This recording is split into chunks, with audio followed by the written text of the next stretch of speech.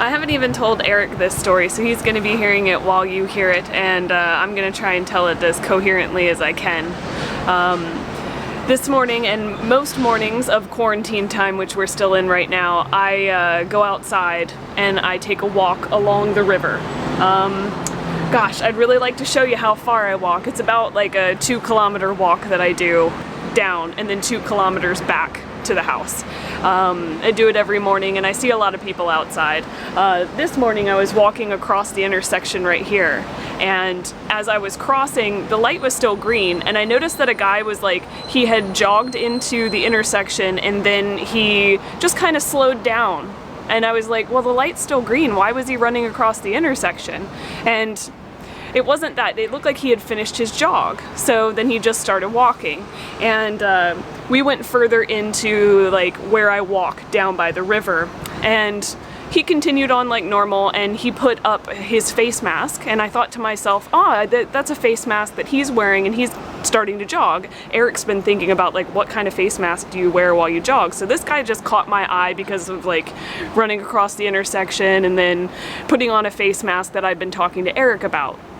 So I started my walk, and that was the last that I thought of this guy. Called somebody on the phone, tried to talk to some other people on the phone, and then all of a sudden, maybe about 15 minutes later, I kind of walk into an area where there's a bridge overhead, and then you can walk under the bridge, and I see a guy just laying on the ground, and it's sprinkling outside, and I notice that there's water kind of in this ditch that's like between a wall and the ground. So there's water here, and he's just laying on the ground. It looks like it could be a drunk person that just stumbled around, and I get closer and I see that the shoes that he has on are like athletic shoes. And then I get even closer and I realize this guy's not homeless or drunk. Not that we shouldn't care about those people, but this is a jogger. Like, this is a person who in the last 15 minutes was active. They weren't like drunken or anything like that. And I noticed that his head is in the puddle. And his head's not submerged in the puddle, like the puddle's up to here. His mouth is outside of the puddle. I'm unaware whether he's breathing or doing anything, but I'm sitting here realizing that's the guy I saw in the intersection, like the face mask guy. So I stand there for a second and I'm like, I don't really know what to do. Do I try to turn him over, or do I do anything with him? Don't touch bodies. You don't touch bodies. So I told myself that. I saw other people walking around because there is an enormous increase in the number of people that are walking down there in the morning. So I just start waving at people, crazy white girl next to somebody, and this guy ends up jogging. He jogs between the two of us, and it really looks like he just doesn't care. And as I turn around to just see that he's just leaving. Like, a person told you this is scary. And I know that sometimes we walk past people that are just drunken on the side of the street. We may walk by people who are dead and we don't realize it because they just look drunken. This guy, something must have caught his eye, and I think it was the joggerness of this guy. So he turned around and was like, oh shit. And then he came into English mode, and I was like, oh, well that's pretty nice. I told him he's not a jogger, or he's not homeless, he's a jogger. I saw him earlier, and we need to call the police. So this guy gets on the phone, he calls the police. Explains where we are, which is kind of hard to explain. Like, we're not on a road, we're down by the river underneath a bridge. Maybe he knew the name of the bridge, but he's like looking around trying to figure out how he's going to tell the paramedics how to get there. He's on the phone for a good 2 minutes, and then he goes over to roll the body over, but the guy is pretty heavy. He's a lanky guy, but it's really true that once you stop functioning as a human being, you weigh a lot more. And he was wet, so I went over and we pulled him over, and his face really looked like there wasn't anything in there anymore. How old was he? Like, what was... He's probably your age, or he's between you and I. Okay. And at that point, the guy the other guy that had been on the phone, he started performing CPR, being told what to do on the phone. This is not this guy's forte. He is not a paramedic that I know of. He is kyde, as I learned later. Like, he is an office worker. So he started performing CPR, and at that point, like, I was watching what was going on, and I was just like, okay, this is a drama. And then I just started thinking to myself, come on, guy, like, you realize what the fuck is happening. And you could you could hear the air that the guy was forcing into him and out of him. And I didn't realize that's not something you hear when you watch one of these movies. You don't hear that air because the person's really alive and they're not hitting their chest. So you could hear the air. And then the guy gasped, like, ugh! And nothing happened. Like, he made the noise, and then the other guy, like, was slapping him, or not like slapping him, was like tapping him on the shoulder, mushy mushy, kind of hitting him on the face. Nothing happened. Like, when we all just sat there, well, like, he did the gasp, like, everything's solved. And there's probably about 5 or 6 people standing around at this point. And I guess somebody told the other guy, we just got to keep doing it.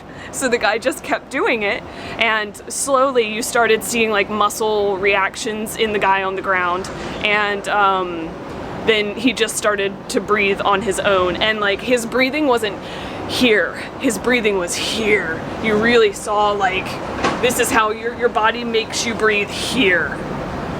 Like, when I take in this breath, I don't know. What that guy was doing was down here. So his body was very much just doing the muscle movements to make it happen. He did not wake up. He still remained there, never spoke to anyone. At this point, you can hear the fire trucks going over or the ambulance going over the bridge above us. And the paramedics come down, 3 at first. They assess what's going on, talk to the guy that did the CPR. A guy comes over and asks me, like, what happened. I explained, I saw the guy on the street, looked totally fine, going for a jog, came down here, he was on the ground.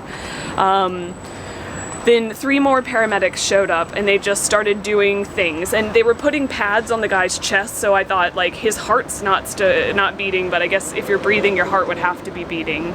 I don't know. At no point do I know if his heart had actually stopped. I do know his breathing stopped. That was very evident in the fact that we saw what his breathing looked like when it started, and his face was not getting oxygen. Like, what I saw was just that there was no oxygen going to his body when we flipped him over.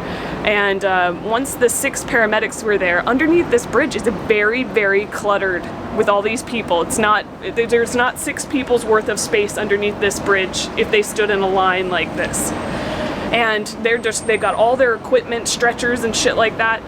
Fucking joggers are going through this. Like, they're waiting, like, right next to one of the paramedics, like, this close. Okay, when can I get past him? All right, now I go. Make a U-turn, people.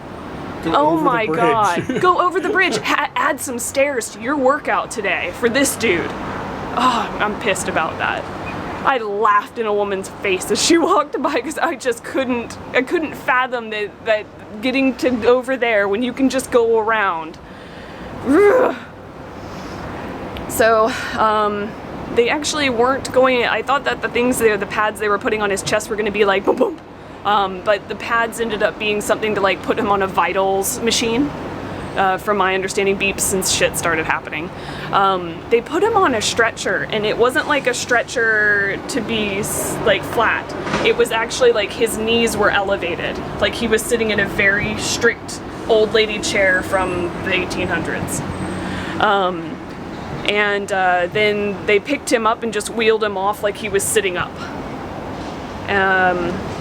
And at that point he was breathing. The last I saw he was breathing. People were telling him "Gambarimasu." And I told Yoshida-san that he's a hero and that he should run safely. Yoshida-san was the person who saved that man's life, maybe. But as of right now, I don't know if he lived, died, or if it's something in the middle. And I don't know if we would ever find that information out. I wrote my name down on a little sheet of paper, but I doubt they're gonna call me with bad news about somebody who's not my family member. Yeah, Well- privacy stuff here. And it's gonna get longer because I'm gonna explain a couple weeks ago for Eric's birthday, it was like, I told him, we're gonna have breakfast at 9 o'clock.